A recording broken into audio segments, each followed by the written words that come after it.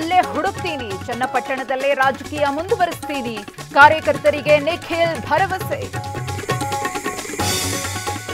BJP ಸೋಲಿಗೆ ಯತ್ನಾಳ್ ಹರಕುಬಾಯಿಯೇ ಕಾರಣ, ಅವರ ತಂಡಕ್ಕೆ ಬೆಲೆ ಕೊಡಬೇಡಿ, ರೇಣುಕಾಚಾರ್ಯ ಆಕ್ರೋಶ.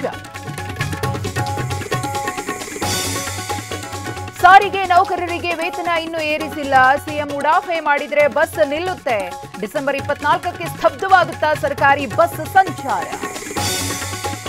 ನಾಳೆ ಮಹಾರಾಷ್ಟ್ರ ನೂತನ ಸಿಎಂ ಆಯ್ಕೆ ಪ್ರಕ್ರಿಯೆ, ಇಂದು ಮೂರೂ ಪಕ್ಷಗಳಿಂದ ಶಾಸಕಾಂಗ ಸಭೆ, ಅಜಿತ್ ಪವಾರ್ ನಮ್ಮ ನಾಯಕ ಎಂದ ಛಗನ್ ಭುಜ್ಬಲ್.